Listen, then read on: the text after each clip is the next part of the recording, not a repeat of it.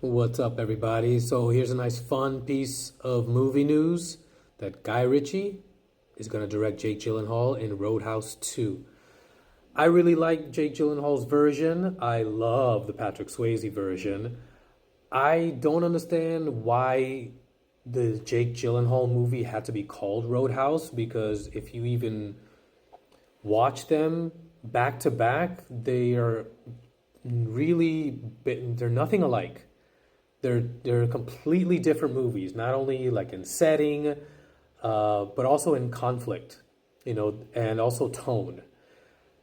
With the original, I remember I watched it. Well, first I watched Roadhouse, the Jake Gyllenhaal version, with my wife, because that was like the big, um, Amazon movie that came out. I'm a big Jake Gyllenhaal fan. I'll watch anything he does. And so, hey, this is a kind of fun movie to watch, after we put the baby to sleep. So we watched it. It was fun, but I just wouldn't shut up about Patrick Swayze's original version. And so the next day we watched that.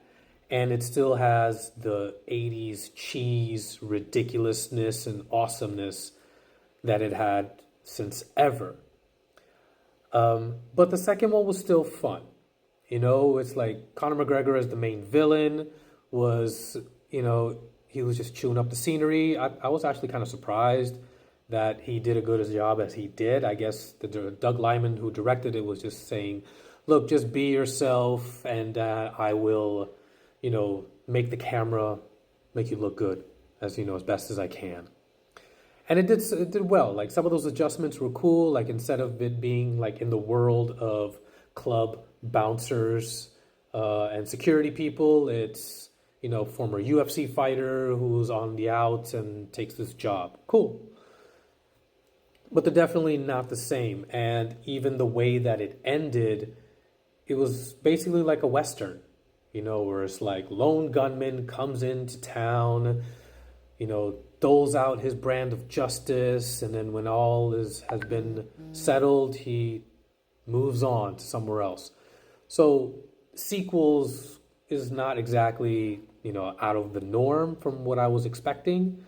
I just didn't expect Guy Ritchie to be the one to do it. I always expect Guy Ritchie to do like his thing, like original stuff with a handful of exceptions. Aladdin, he was tasked to do the Hercules live action adaptation for Disney, but that was years ago. I don't even know what the status with that movie is. But aside from that, he just does his own thing, Okay, Sherlock Holmes is not an original IP, but he's definitely going to put his spin on it and not come in later, which is why this kind of surprises me, but I dig it. It's like, I'm a huge Guy Ritchie fan. I love his voice as a writer and director.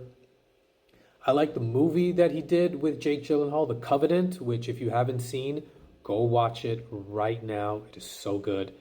There's another movie with the two of them together that is going to be coming out soon called In the Gray, which has apparently already wrapped production and filming like many months ago, but a release date really hasn't been announced.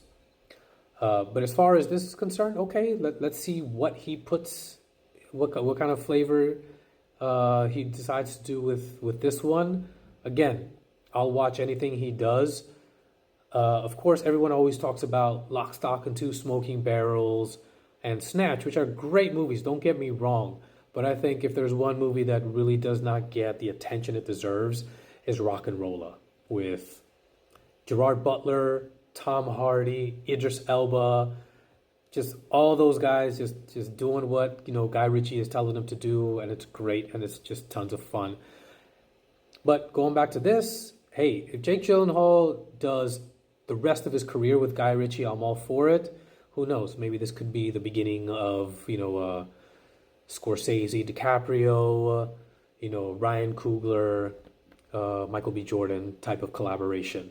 And hey, who knows? Maybe they'll just do more of the Roadhouse movies and just keep it in that sphere.